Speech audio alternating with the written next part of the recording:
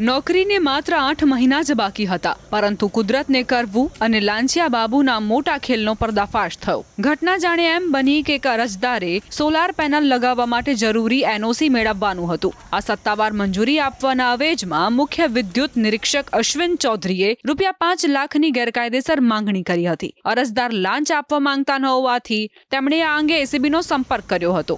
આખરે આ ફરિયાદના આધારે એસીબીએ વોચ ગોઠવીને ક્લાસ 1 ઓફિસરને લાંચની રોકડ રકમ સ્વીકારતા જ ઝડપી લીધા હતા। આ 5 લાખની લાંચની રકમ અધિકારીની લક્ઝરી કારમાંથી જ મળી આવી હતી। મહત્વનું છે કે એસીબીને બાતમી મળી હતી કે તેઓ લાંચની રકમ પોતાની સ્વિફ્ટ કારમાં રોજ લઈ જાય છે, જેના આધારે એસીબીની ટીમે વોચ ગોઠવી હતી અને અધિકારીને ઝડપી પાડ્યા હતા। એસીબીની ટીમને કારમાંથી 5,51,730 અને ગિફ્ટ વાઉચર મળી આવ્યા છે। સાથે જ આ તરફ તેમના ગાંધીનગર અને સુરત ખાતેના મકાનમાંથી 1,75 લાખથી વધુની રોકડ રકમ મળી આવી હતી। એસીબીના ફિલ્ડ 3ના પીઆઈ છે પીએન ખોખરા, તેઓને એક બાતમી મળેલ કે ગાંધીનગર ખાતે ઉદ્યોગ ભવન ની કચેરીમાં કામ કરતા મુખ્ય વિદ્યુત નિરીક્ષક છે અશ્વિનબી ચૌધરી, તેઓ જે સોલાર પ્રોજેક્ટ છે તેમાં સ્થળ તપાસ જરૂરી હોવા છતાં સ્થળ તપાસ નહીં કરી અને સ્થળ તપાસ કર્યા વિના એનઓસી ઇસ્યુ કરે છે અને તેમાં મોટા પ્રમાણમાં લાંચ મેળવે છે। આ અંગે બાતમી મળેલી હતી અને આ જે પૈસા છે તેઓ પોતાની સરકારી સ્વિફ્ટ ડિઝાયર ગાડી છે તેમાં રોજે ઘરે લઈ જાય છે તેવી બાતમી હકીકત મળેલી। ત્યાર પછી ફિલ્ડ 3 મદદનીશ નિયામક અશ્વિન પટેલના સુપરવિઝનમાં તેઓની વોચમાં રહેલ અને તેમની ગાડીમાંથી અમને 5,51,730 રોકડ અને અન્ય ગિફ્ટ વાઉચરો મળી આવેલ। ત્યારબાદ એમની વિગતવાર પૂછપરછ કરતા પૂછપરછમાં તેઓના ગાંધીનગર અને સુરત ખાતેના રહેણાંક મકાનોમાં પણ મોટા પ્રમાણમાં રોકડ, સોના ચાંદીના દાગીના, સિક્કા અને અન્ય દસ્તાવેજો હોવાની માહિતી મળે, જે આધારે તેમના ગાંધીનગર અને સુરત ખાતેના મકાનોમાં સર્ચ હાથ ધરવામાં આવેલ અને આ સર્ચ પ્રક્રિયા પૂર્ણ થતાં તેઓના ગાંધીનગર અને સુરત ખાતેના મકાનો અને ગાડીમાંથી કુલ 1,76,14,970 ની રોકડ રકમ અને 88,82,910 ની અંદાજિત કિંમતના સોના ચાંદીની લગડીઓ, દાગીના અને સિક્કાઓ મળી આવેલ। આમ કુલ 2,64,97,880 રૂપિયાની મત્તા તેઓના ઘર અને તેઓની ગાડીની સર્ચ ઓપરેશન દરમિયાન મળી આવેલ છે।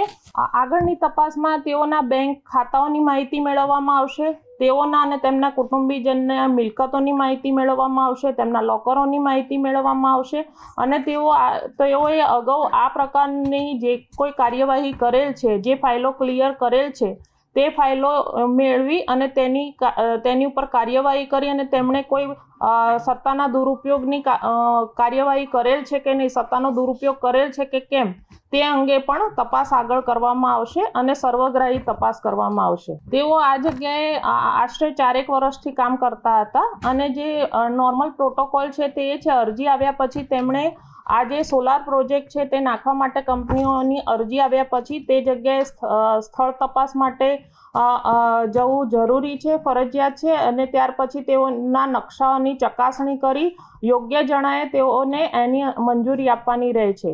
પરંતુ આ જે અધિકારી છે તેમણે સ્થળ તપાસ કર્યા વિના કોઈપણ નકશાઓની વિગતવાર ચકાસણી કર્યા વિના આવી મંજૂરીઓ આપેલ હતી। સોલર પ્રોજેક્ટની એનઓસી આપવા મુદ્દે મુખ્ય વિદ્યુત નિરીક્ષક અશ્વિન ચૌધરી સામે કાર્યવાહી એસીબી દ્વારા કરવામાં આવી છે। તેમના ગાંધીનગર અને સુરત નિવાસસ્થાનો પર દરોડા દરમિયાન તેમની કારમાંથી અને નિવાસસ્થાનો પરથી 2.64 કરોડની અપ્રમાણસર મિલકત મળી આવી છે। હાલ આ મિલકત મુદ્દે અશ્વિન ચૌધરી કોઈ ખુલાસો કરી શક્યા નથી અને આવતીકાલે તેમને ગાંધીનગર કોર્ટમાં આ મુદ્દે રજૂ કરવામાં આવશે।